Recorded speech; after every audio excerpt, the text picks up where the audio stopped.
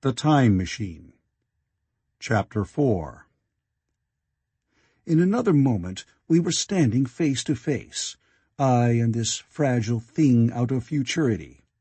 He came straight up to me and laughed into my eyes. The absence from his bearing of any sign of fear struck me at once. Then he turned to the two others who were following him and spoke to them in a strange and very sweet and liquid tongue. There were others coming, and presently a little group of perhaps 8 or 10 of these exquisite creatures were about me. One of them addressed me. It came into my head, oddly enough, that my voice was too harsh and deep for them. So I shook my head, and pointing to my ears, shook it again. He came a step forward, hesitated, and then touched my hand. Then I felt other soft little tentacles upon my back and shoulders. They wanted to make sure I was real. There was nothing in this at all alarming. Indeed, there was something in these pretty little people that inspired confidence, a graceful gentleness, a certain childlike ease. And besides, they looked so frail that I could fancy myself flinging the whole dozen of them about like ninepins. But I made a sudden motion to warn them when I saw their little pink hands feeling the time machine. Happily, then, when it was not too late, I thought of a danger I had hitherto forgotten, and reaching over the bars of the machine, I unscrewed the little levers that would set it in motion, and put these in my pocket. Then I turned again to see what I could do in the way of communication. And then, looking more nearly into their features, I saw some further peculiarities in their Dresden china type of prettiness. Their hair, which was uniformly curly, came to a sharp end at the neck and cheek. There was not the faintest suggestion of it on the face, and their ears were singularly minute. Their mouths were small, with bright red, rather thin lips, and the little chins ran to a point. The eyes were large and mild, and, this may seem egotism on my part, I fancied even that there was a certain lack of the interest I might have expected in them. As they made no effort to communicate with me, but simply stood round me smiling and speaking in soft cooing notes to each other, I began the conversation. I pointed to the time machine and to myself. Then, hesitating for a moment how to express time, I pointed to the sun. At once a quaintly pretty little figure in checkered purple and white followed my gesture, and then astonished me by imitating the sound of thunder. For a moment I staggered, though the import of his gesture was plain enough. The question had come into my mind abruptly. Were these creatures fools? You may hardly understand how it took me. You see, I had always anticipated that the people of the year 800 and 2000 odd would be incredibly in front of us in knowledge, art, everything. Then one of them suddenly asked me a question that showed him to be on the intellectual level of one of our 5-year-old children. Asked me, in fact, if I had come from the sun in a thunderstorm. It let loose the judgment I had suspended upon their clothes, their frail light limbs and fragile features. A flow of disappointment rushed across my mind. For a moment I felt that I had built the time machine in vain. I nodded, pointed to the sun, and gave them such a vivid rendering of a thunderclap as startled them. They all withdrew a pace or so and bowed. Then came one laughing towards me, carrying a chain of beautiful flowers altogether new to me, and put it about my neck. The idea was received with melodious applause, and presently they were all running to and fro for flowers, and laughingly flinging them upon me, until I was almost smothered with blossom. You who have never seen the like can scarcely imagine what delicate and wonderful flowers countless years of culture had created. Then someone suggested that their plaything should be exhibited in the nearest building, and so I was led past the Sphinx of white marble, which had seemed to watch me all the while with a smile at my astonishment, towards a vast grey edifice of fretted stone. As I went with them, the memory of my confident anticipations of a profoundly grave and intellectual posterity came with irresistible merriment to my mind. The building had a huge entry, and was altogether of colossal dimensions.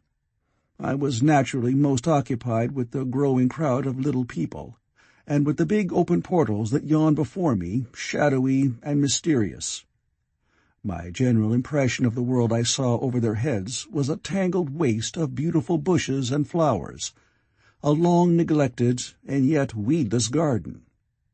I saw a number of tall spikes of strange white flowers, measuring a foot perhaps across the spread of the waxen petals. They grew scattered, as if wild, among the variegated shrubs, but, as I say, I did not examine them closely at this time. The time machine was left deserted on the turf among the rhododendrons.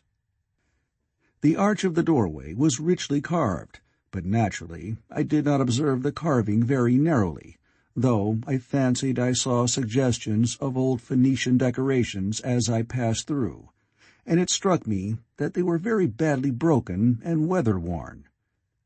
Several more brightly clad people met me in the doorway, and so we entered.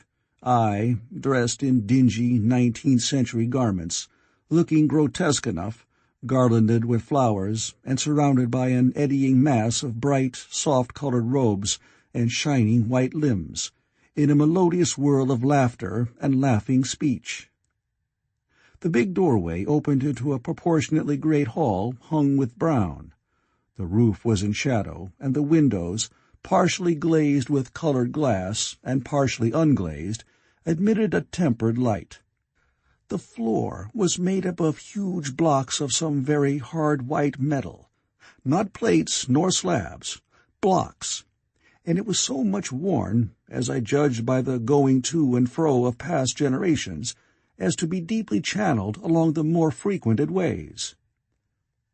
Transverse to the length were innumerable tables made of slabs of polished stone, raised perhaps a foot from the floor, and upon these were heaps of fruits. Some I recognized as a kind of hypertrophied raspberry and orange, but for the most part they were strange. Between the tables was scattered a great number of cushions.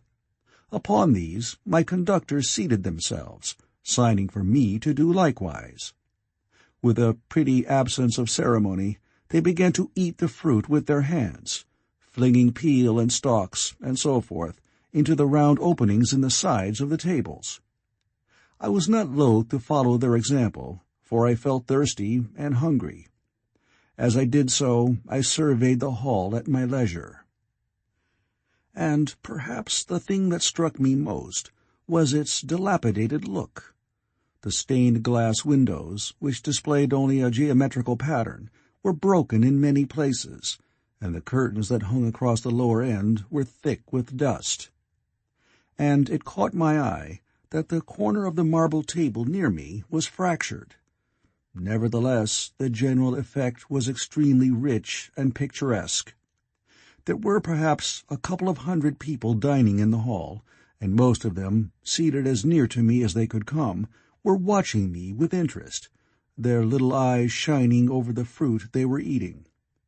All were clad in the same soft and yet strong silky material. Fruit, by the by, was all their diet. These people of the remote future were strict vegetarians, and while I was with them, in spite of some carnal cravings, I had to be frugivorous also. Indeed, I found afterwards that horses, cattle, sheep, dogs had followed the ichthyosaurus into extinction. But the fruits were very delightful. One in particular had seemed to be in season all the time I was there. A flowery thing in a 3-sided husk was especially good, and I made it my staple. At first I was puzzled by all these strange fruits, and by the strange flowers I saw, but later I began to perceive their import. However, I am telling you of my fruit dinner in the distant future now. So soon as my appetite was a little checked, I determined to make a resolute attempt to learn the speech of these new men of mine. Clearly, that was the next thing to do. The fruits seemed a convenient thing to begin upon, and holding one of these up, I began a series of interrogative sounds and gestures. I had some considerable difficulty in conveying my meaning. At first, my efforts met with a stare of surprise or inextinguishable laughter, but presently a fair-haired little creature seemed to grasp my intention and repeated a name. They had to chatter and explain the business at great length to each other, and my first attempts to make the exquisite little sounds of their language caused an immense amount of amusement. However, I felt like a schoolmaster amidst children, and persisted, and presently I had a score of noun substantives at least at my command. And then I got to demonstrate pronouns, and even the verb to eat. But it was slow work, and the little people soon tired and wanted to get away from my interrogations, so I determined, rather of necessity, to let them give their lessons in little doses when they felt inclined. And very little doses I found they were before long, for I never met people more indolent or more easily fatigued. A queer thing I soon discovered about my little hosts, and that was their lack of interest. They would come to me with eager cries of astonishment, like children, but, like children, they would soon stop examining me and wander away after some other toy. The dinner and my conversation beginnings ended, I noted for the first time that almost all those who had surrounded me at first were gone. It is odd, too, how speedily I came to disregard these little people. I went out through the portal into the sunlit world again as soon as my hunger was satisfied. I was continually meeting more of these men of the future, who would follow me at a little distance, chatter and laugh about me, and, having smiled and gesticulated in a friendly way, leave me again to my own devices. The calm of evening was upon the world as I emerged from the great hall, and the scene was lit by the warm glow of the setting sun. At first things were very confusing. Everything was so entirely different from the world I had known, even the flowers. The big building I had left was situated on the slope of a broad river valley, but the Thames had shifted perhaps a mile from its present position. I resolved to mount to the summit of a crest perhaps a mile and a half away, from which I could get a wider view of this our planet in the year 802,701 A.D. For that, I should explain, was the date the little dials of my machine recorded. As I walked, I was watched for every impression that could possibly help to explain the condition of ruinous splendor in which I found the world, for ruinous it was. A little way up the hill, for instance, was a great heap of granite, bound together by masses of aluminium, a vast labyrinth of precipitous walls and crumpled heaps, amidst which were thick heaps of very beautiful pagoda-like plants, nettles possibly, but wonderfully tinted with brown about the leaves, and incapable of stinging. It was, evidently, the derelict remains of some vast structure. To what end built, I could not determine. It was here that I was destined, at a later date, to have a very strange experience, the first intimation of a still stranger discovery, but of that I will speak in its proper place. Looking round with a sudden thought, from a terrace on which I rested for a while, I realized that there were no small houses to be seen. Apparently, the single house, and possibly even the household, had vanished. Here and there among the greenery were palace-like buildings, but the house and the cottage, which form such characteristic features of our own English landscape, had disappeared. "Communism," said I to myself. And on the heels of that came another thought. I looked at the half-dozen little figures that were following me. Then, in a flash, I perceived that all had the same form of costume, the same soft, hairless visage, and the same girlish rotundity of limb. It may seem strange, perhaps, that I had not noticed this before. But everything was so strange. Now I saw the fact plainly enough. In costume, and in all the differences of texture and bearing that now mark off the sexes from each other, these people of the future were alike, and the children seemed to my eyes to be but the miniatures of their parents.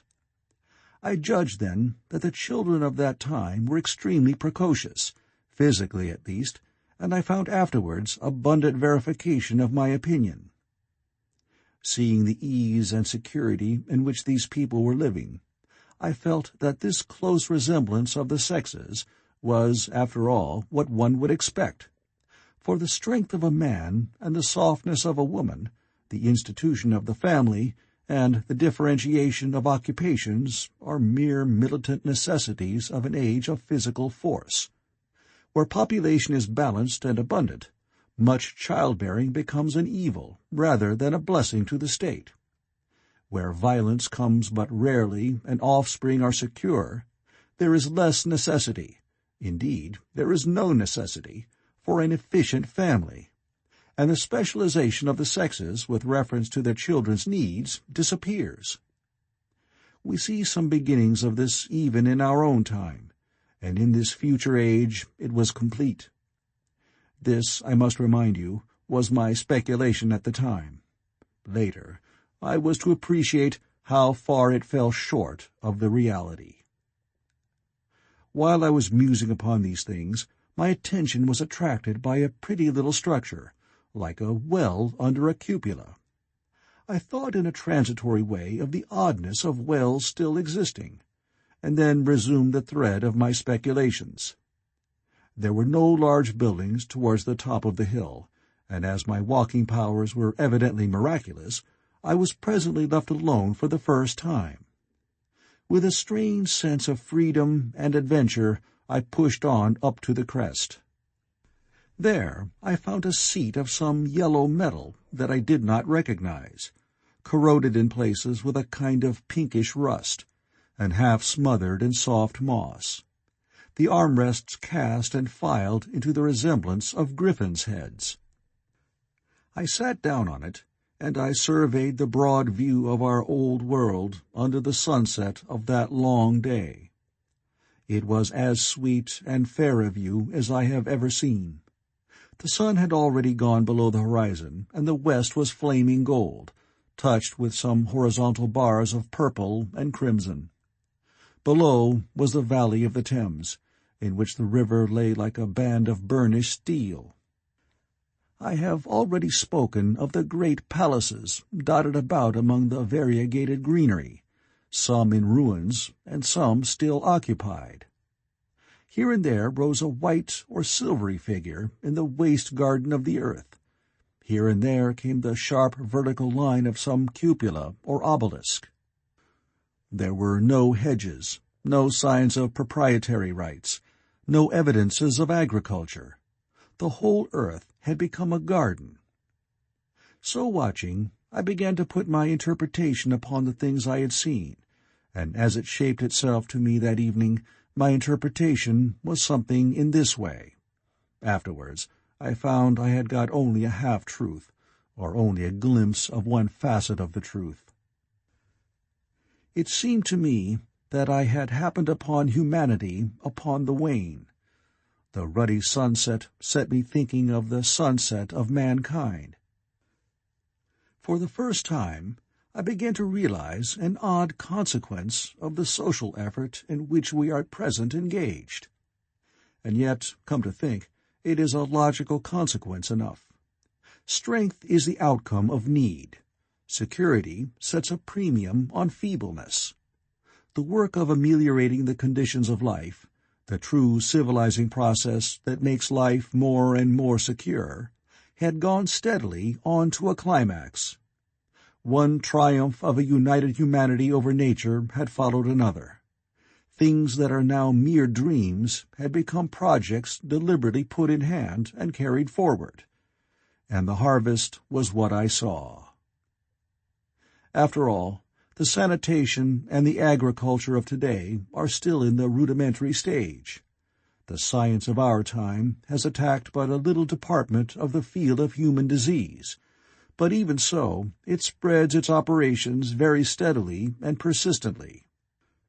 Our agriculture and horticulture destroy a weed just here and there, and cultivate perhaps a score or so of wholesome plants, leaving the greater number to fight out a balance as they can. We improve our favorite plants and animals, and how few they are, gradually by selective breeding. Now a new and better peach, now a seedless grape, now a sweeter and larger flower, now a more convenient breed of cattle. We improve them gradually, because our ideals are vague and tentative, and our knowledge is very limited. Because nature too is shy and slow in our clumsy hands. Some day all this will be better organized and still better. That is the drift of the current in spite of the eddies. The whole world will be intelligent, educated, and cooperating. Things will move faster and faster towards the subjugation of nature. In the end, wisely and carefully, we shall readjust the balance of animal and vegetable to suit our human needs. This adjustment, I say, must have been done, and done well, done indeed for all time, in the space of time across which my machine had leaped. The air was free from gnats, the earth from weeds or fungi. Everywhere were fruits and sweet and delightful flowers. Brilliant butterflies flew hither and thither. The ideal of preventive medicine was attained. Diseases had been stamped out. I saw no evidence of any contagious diseases during all my stay. And I shall have to tell you later that even the processes of putrefaction and decay had been profoundly affected by these changes.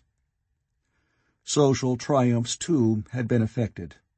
I saw mankind housed in splendid shelters, gloriously clothed, and as yet I had found them engaged in no toil. There were no signs of struggle, neither social nor economical struggle. The shop, the advertisement, traffic, all that commerce which constitutes the body of our world, was gone. It was natural on that golden evening that I should jump at the idea of a social paradise. The difficulty of increasing population had been met, I guessed, and population had ceased to increase. But with this change in condition comes inevitably adaptations to the change. What, unless biological science is a mass of errors, is the cause of human intelligence and vigor? Hardship and freedom. Conditions under which the active, strong, and subtle survive, and the weaker go to the wall. Conditions that put a premium upon the loyal alliance of capable men, upon self-restraint, patience, and decision. And the institution of the family, and the emotions that arise therein, the fierce jealousy, the tenderness for offspring, parental self-devotion, all found their justification and support in the imminent dangers of the young. Now, where are these imminent dangers? There is a sentiment arising, and it will grow, against connubial jealousy, against fierce maternity, against passion of all sorts. Unnecessary things now, and things that make us uncomfortable, savage survivals, discords in a refined and pleasant life. I thought of the physical slightness of the people, their lack of intelligence, and those big, abundant ruins, and it strengthened my belief in a perfect conquest of nature. For after the battle comes quiet. Humanity had been strong, energetic, and intelligent, and had used all its abundant vitality to alter the conditions under which it lived. And now came the reaction of the altered conditions. Under the new conditions of perfect comfort and security, that restless energy, that with us is strength, would become weakness. Even in our own time, certain tendencies and desires, once necessary to survival, are a constant source of failure. Physical courage and the love of battle, for instance, are no great help, may even be hindrances, to a civilized man. And in a state of physical balance and security, power, intellectual as well as physical, would be out of place. For countless years I judged there had been no danger of war or solitary violence, no danger from wild beasts, no wasting disease to require strength of constitution, no need of toil. For such a life, what we should call the weak are as well equipped as the strong, are indeed no longer weak. Better equipped indeed they are, for the strong would be fretted by an energy for which there was no outlet. No doubt the exquisite beauty of the buildings I saw was the outcome of the last surgings of the now purposeless energy of mankind, before it settled down into perfect harmony with the conditions under which it lived, the flourish of that triumph which began the last great peace. This has ever been the fate of energy in security. It takes to art and to eroticism, and then come languor and decay. Even this artistic impetus would at last die away, had almost died in the time I saw. To adorn themselves with flowers, to dance, to sing in the sunlight, so much was left of the artistic spirit, and no more. Even that would fade in the end into a contented inactivity. We are kept keen on the grindstone of pain and necessity, and it seemed to me that here was that hateful grindstone broken at last. As I stood there in the gathering dark, I thought that, in this simple explanation, I had mastered the problem of the world, mastered the whole secret of these delicious people. Possibly the checks they had devised for the increase of population had succeeded too well, and their numbers had rather diminished than kept stationary. That would account for the abandoned ruins. Very simple was my explanation, and plausible enough, as most wrong theories are. End of Chapter 4.